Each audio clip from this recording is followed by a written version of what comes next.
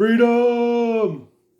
Hey, if you guys have ever seen the movie Braveheart, where William Wallace rouses up all the civilians in the groups of different clans there in Scotland and fights for their independence. A few years ago, back, I had the opportunity to go to Scotland, not to reenact William Wallace or to chase down Nessie or anything like that, but I got an opportunity in 2007 to go and judge livestock in Glasgow. And while I was there were bombings in Glasgow, and I'm going to put the link for the bombings there in Glasgow, just so that you guys know that I'm telling the truth every time I share a story with you from my life. But just prior to going there, on Father's Day, I had actually gotten engaged, and just a couple weeks later, I was there during the bombings, and that was a pretty scary time for me and for my wife to be back here in the States.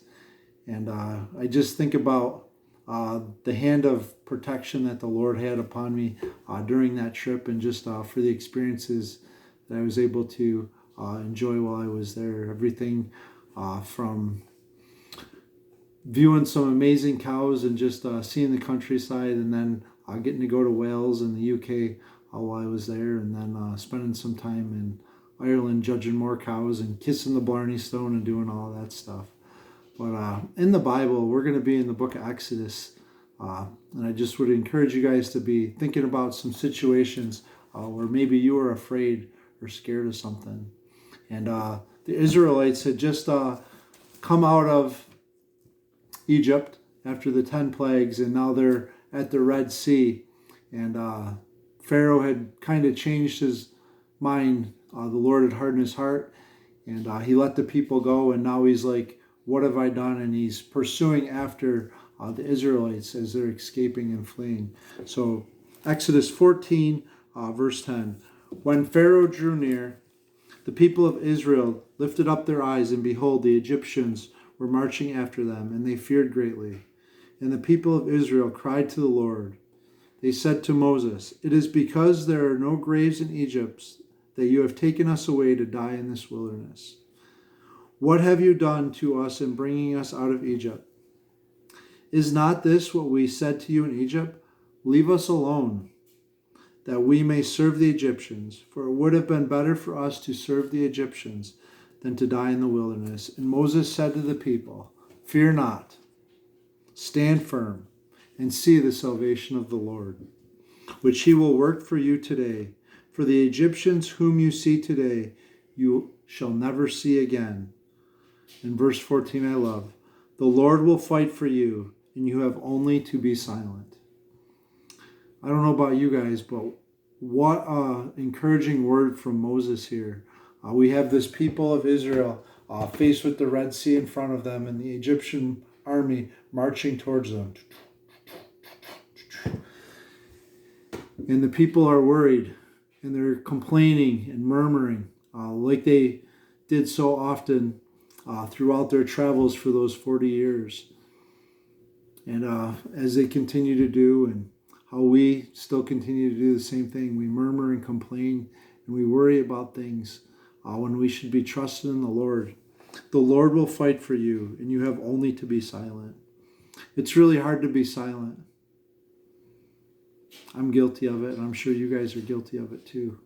And I think about my wife, who at that time was engaged to me, how worried she must have been, getting the news that there were bombings in Glasgow, and when we were in London, there was some things going on there too. And it was definitely a time to be scared, definitely a time to be worried, separated by a whole ocean, thousands of miles apart. And there's times in our lives when we are super scared, and we need to do the same thing. We need to listen to the words of Moses. Fear not, stand firm, and see the salvation of the Lord. I don't know where you guys are today or what you're afraid of.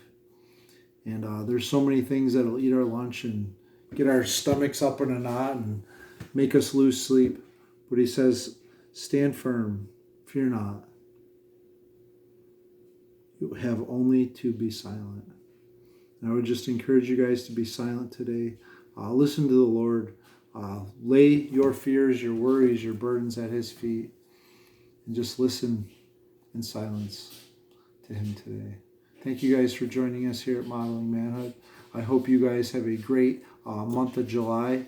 Excited to bring you guys some neat videos this month. And I'm just going to give you guys a few snippets of some of the topics that we're going to have for this month. Phytoremediation, we're going to be talking about sunflowers and the cool things that they do.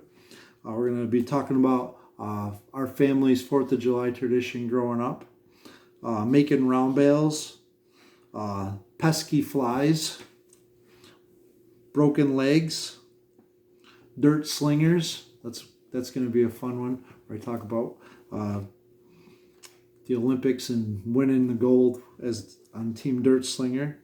Riding pigs, the exploding squash, going to the Grand Canyon, ladders in the road, hanging on for dear life, thunderstorm peaches, and then bug out bags, among a few other things. So excited to bring you some of those topics this month in July.